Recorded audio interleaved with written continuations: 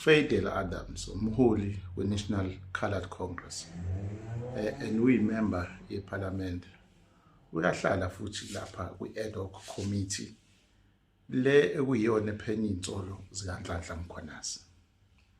Fadel Adams-ke omunye wabantu ngekhathi uNhlanhla Mkhwanazi enza leya press briefing amkhomba njengomuntu ogaxilayo ey'ndabeni zomthetho wayephethe amadokodo engafanele awakhombise wonke umuntu angazeki nokuthi afika kanjani kuyena. Mayesechaza uFadel uthi yena lamadokodo wawathola phansi kwe-ofisini lakhe ayishuthekwe esicabheni wasehamba eyovula amacala. Impi yalamadoda ayiqondakali kodwa uFadel umuntu othukuthele ngalendlela. Mefakaza lapha ikomiti le-ad hoc committee uyasho ukuthi uNhlanhla Mkhwanazi umsola ngezinto eziningi kakhulu amsola ngazo. Uyasho ukuthi uNhlanhla Mkhwanazi wahluleka ukusebenza ukwenza umsebenzi wakhe, wakhetha ukuya eholidini ngekhathi kunezibhelu zango-2021 kwashona abantu abawu-350. Uyasho futhi ukuthi uyamsola ukuthi unesandla ukuthi yena kanye no u-National Commissioner, uCommissioner wezwe lonke okuFani Masemola ukuthi banesandla, bahlangana yena noGeneral Khumalo bathenga ibhilidi nemali i-slush fund noma ilethwa i-secret service fund. Siyayazi-ke le mali ukuthi ihlala ikhonjwe ebantwini abaningi. Bathenga ibhilidi la beqashise khona iy'member ze-PKTT ziphinde ithole imali ziphinde zikhokhe imali futhi lapho abakuthatha yena njengokuthi yilabo eklina khona imali. Uthi uyibambile-ke into yabo. Akaqedi nje lapho uthi umbutho lo we-PKTT uhlala futhi ehhotela elibizayo ngekhathi abanye behlala kuma-B&B, amanye ama-unit nama-team wona uhlala ehhotela eli-5 star la ukhokha khona u-10,000 ngelanga. Kuningi akushoyo lo mbhemu, umuntu obukeka ecasukile. Akaqedi nje lapho uningi uthi kuke kwabanjwa iy'dakamizwa ey'bizwa u-100 million. Okumxakayo ukuthi leyo nto ayivelanga ey'ndabeni, ayimemezelwanga njengesaga esenzeka esikhulu esihle emaphoyiseni. Ngabe lezo y'dakamizwa zashonaphi? Uyasola ukuthi-ke ezinye zazo zagcina y'finyelele emalokishini, ubala nalo ilokishi lakhe le i-Mitchells Plain namanye ase-Eldozi koGoli, wonke nje iy'ndawo la iy'dakamizwa ezihlasele khona. Uyasho ukuthi ezinye zey'dakamizwa ey'banjwayo zibuye y'thola indlela futhi yokubuyela ebantwini abebey'dinga beyisebenzisa noma beyidayisa. Obviously-ke lokho kuyenzeka eSouth Africa into eyenzakalayo, but konke lokho ukubeka emahlombe kuka-Commissioner wezwe lonke kanjani noGeneral uKhumalo, Dumisani Khumalo kanye noGeneral Nhlanhla Mkhwanazi ubeka kubona lokho yonke leyo nto. Kuningi nje akushoyo lo mbhemu. Uthi yena uwumuntu okwazi ukukhonektha ama-dots, okumbalwa nje lokho engikushoyo akushilo.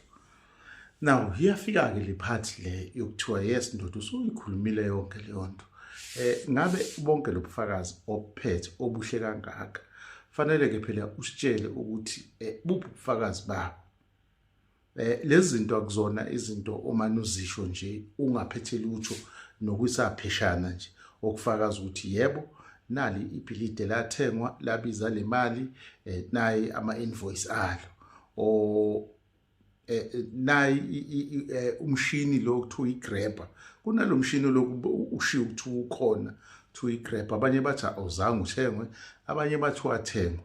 Yena uthi wathengwa lowo mshini futhi wawungasekho esikhathini sokuthengwa. Mayichaza-ke uthi wathengwa bashawa ngemfe ngoba bathengiselwa usuzophuma esikhathini uyi-4G, kanti ngaleso sikhathi kwasekungena i-5G, kwasekushoda inyangana nje kungena i-5G, ingakho ungasebenzi. Uyazazi indaba lo mlisa, ukhona la ehlala khona abahlebelane indaba. Lwamlisa ke kunolimi oluzwayo ukuthi olujwayelekile mekhuluma. Uyeza ukuthi uke waluzwa somewhere. Uma bekhuluma labantu bacishe bakhuluma indlela efanayo. Bakhuluma kuzwela thina zakhamizi zase South Africa. Into kakhulu le ebiyenziwa uPaul O'Sullivan.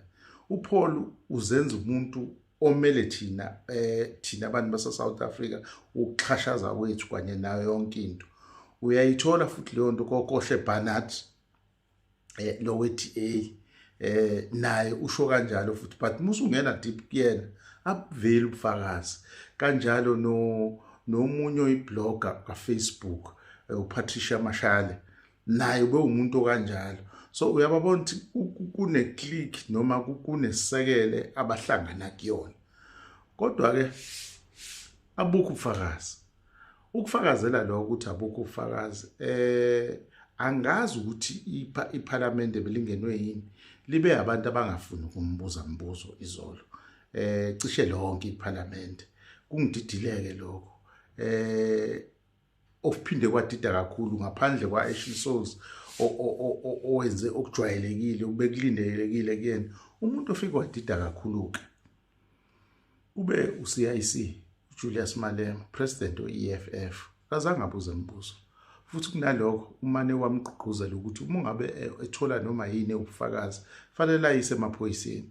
Yes, right, but ubufakazi balo wambhemu abukho ubufakazi.